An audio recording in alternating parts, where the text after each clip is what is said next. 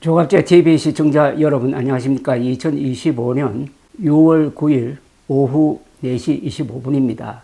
이재명 대통령이 당선된 직후 바로 취임했으므로 이 국제 무대에서 아주 분주하게 움직이고 있습니다.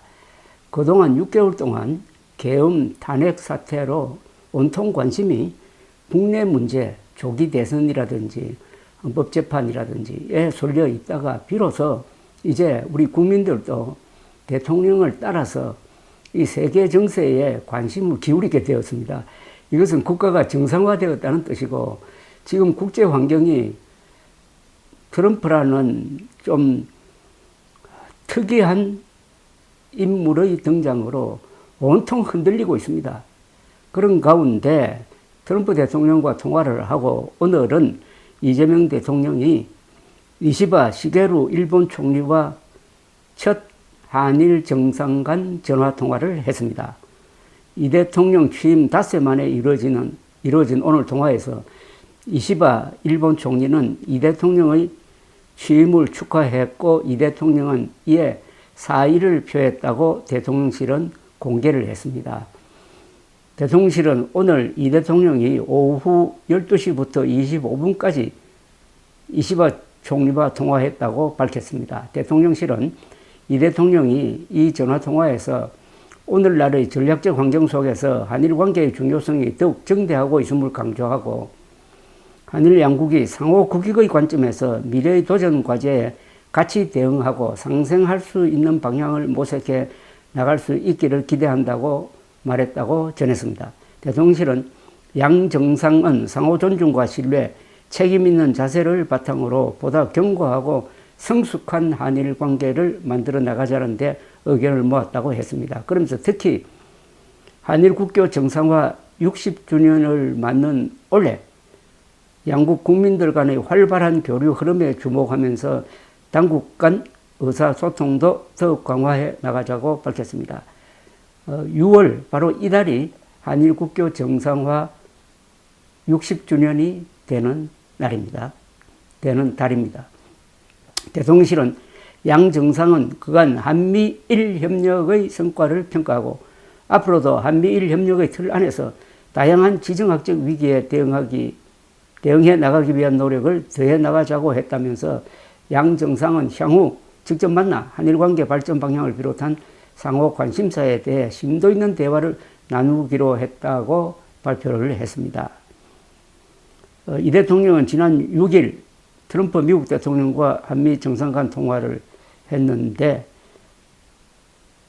이시바 총리와의 통화는 해외 정상과 가진 두 번째 통화입니다. 이 대통령은 시진핑 중국 국가주석과의 통화에 앞서 이시바 총리와 통화를 했습니다. 대통령실은 시진핑 주석과의 통화 일정은 조율 중이라고 했습니다. 한일 간의 이 관계가 윤석열 대통령 시절에 정상화되었습니다. 문재인 때 최악이었습니다. 그래서 일본 측에서는 윤석열 대통령이 아주 불미스럽게 파면된 이후에 한일 관계가 문재인 시절로 돌아갈까 아주 불안해하고 있습니다. 그런데 이재명 대통령은 후보 시절에 외신과 인터뷰를 통해서 한일 관계의 중요성을 강조하고, 심지어 일본 자위대의 군사력 증강도 그게 뭐 그렇게 걱정할 것이 아니다라는 식으로 이야기를 해서 일본 외교관들이 놀라기도 했습니다. 현재 한일 간의 현안 문제는 큰 것은 없습니다. 윤석열 대통령이 해결한 이 징용공 배상 문제, 우리가 재단을 만들어서 재단에서 민간 기업으로부터 기부를 받아가지고 징용공들에게 제3자 배상을 한다는 원칙이 지금 집행 중에 있습니다. 따라서 이 문제는 뭐 앞으로 더 걱정할 부분이 없다고 판단이 됩니다. 남은 문제는 제주도 밑에 있는 제7광구 한일 대륙분 공동개발 대상으로 되어 있는 제7광구 지역의 한일 공동개발 협정이 만료가 됩니다. 이게 만료가 되면은 어느 한쪽이 실효를, 그러니까 어느 한쪽이 종료를 선언하고 그 지역에 대한 어떤 플랜을 추진할 수가 있는데, 그렇게 되면은 이게 문제가 생길 수가 있습니다. 그러니까 일단 만료가 된 다음에 한국과 일본이 여기 공동개발을 어떻게 할 거냐, 공동개발의 그 구역을 다시 설정해야 될 것입니다.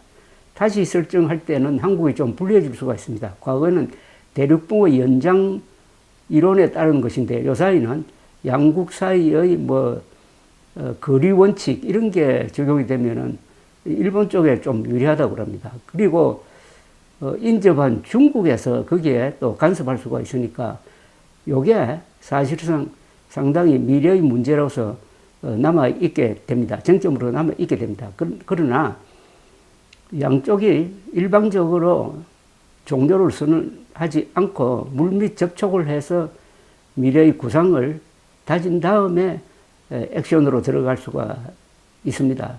현재로는 일본이나 한국이나 이 해역에 대해서 큰 무슨 기대를 갖고 있지는 않습니다. 여기에 석유가 있을 것이라고 해가지고 몇 구멍 뚫어봤지만은 별 효과가 없었습니다. 그래서 이것도 양쪽이 굳이 문제를 일으킬 이유는 없을 것이라고 생각합니다. 그렇다면은 안정적으로 관리할 수 있는 분위기입니다.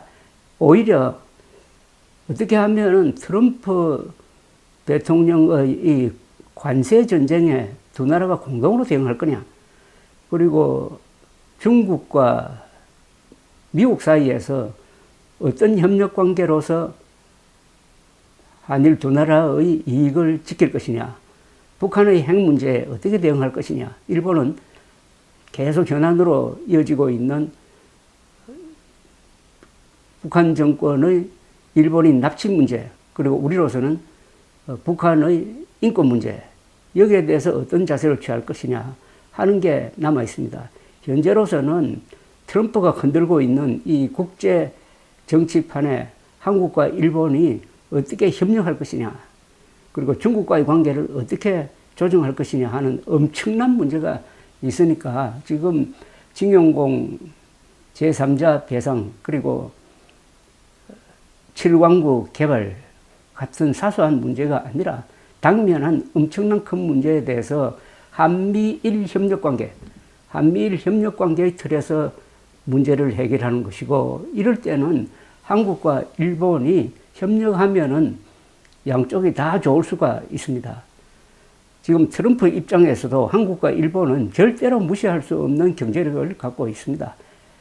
일본은 이런 전환기에 아주 재빨리 적응해서 미국과 특히 트럼프 대통령과의 어떤 인간적 협력 관계를 만들어 가고 있는데, 한국은 그런 관계를 설정하기에는 지난 6개월이 너무나 소란스러웠고, 그러나 한국이 가지고 있는 이 첨단 제조업 기술, 조선이라든지 반도체라든지, 그리고 요사이 갑자기 각광을 받고 있는 방위산업, 무기 만드는 기술, 이것은 미국과 협상을 하는 데 있어서 우리의 크나큰 강점인 것입니다. 변덕스러운 트럼프에게 끌려갈 것이 아니라 우리가 어떤 주체적인 외교 관계를 설정하느냐 하는 것은 일본과의 협력이 반드시 필요합니다. 일본과 한국이 싸우면 양쪽이 다 손해고, 이러면은 중국도 미국도 그것을 이용하려고 할 것입니다. 새삼 박정희 대통령이 위대하게 보입니다.